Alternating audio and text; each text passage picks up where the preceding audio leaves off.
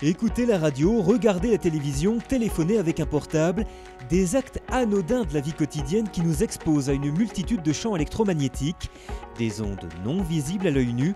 C'est pour pouvoir observer ces ondes que Capteos, entreprise basée à Alpes Espace en Savoie, construit des instruments de mesure adaptés pour les laboratoires et industriels. 13 collaborateurs, techniciens, ingénieurs, doctorants, ont récemment étudié l'impact du téléphone portable sur un mannequin. Vous voyez que lorsqu'on est sur le bord de la tête, très proche de la source émettrice, vous avez un niveau très fort d'ondes électromagnétiques qui décroît progressivement.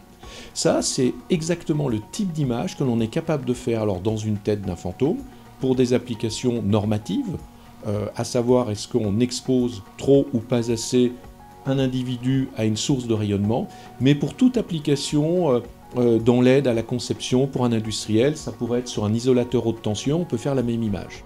Avant, les mesures étaient effectuées avec de simples antennes. Maintenant, la technologie optique a pris le relais. Créé en 2009, Capteos compte déjà une dizaine de clients en Europe et aux États-Unis et espère atteindre le million d'euros de chiffre d'affaires en 2017.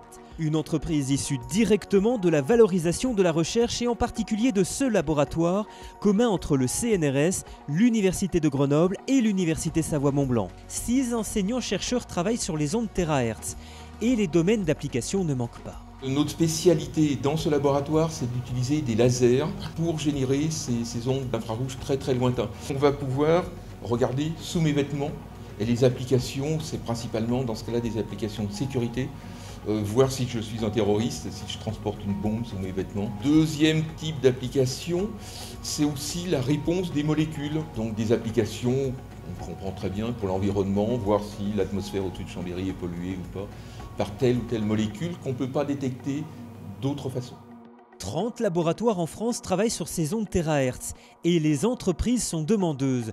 ST Microelectronics ou encore Thales sont déjà partenaires de ce laboratoire. Certaines entreprises font le choix d'intégrer les travaux de recherche, comme Scantech implanté à Savoie Technolac et spécialisé dans la mesure d'épaisseur ou de grammage sans contact. 15 millions d'euros de chiffre d'affaires dans le monde et des bénéfices. On a été les premiers et puis jusqu'à récemment les seuls à proposer une mesure en rayon X basse énergie, ce qui a des avantages au niveau législation parce qu'on est en dessous des normes de rayonnement ionisant. En fait, on réinvestit quasiment tous nos bénéfices en recherche et développement. Un marché confidentiel mais qui offre de belles perspectives. Ce chercheur va créer sa propre start-up pour commercialiser des applications grand public. On peut imaginer par exemple un détecteur TH qui peut nous aider à trouver la concentration de sucre ou de gras dans notre alimentation par exemple. Les technologies du futur nous permettront par exemple de toujours mieux identifier les cellules cancéreuses avec une intervention réalisée en seulement quelques secondes, ciblée et sans contact direct avec le patient. Médical, mais aussi militaire, industrie, les domaines d'application des ondes TH sont très vastes et n'ont pas fini de repousser les limites.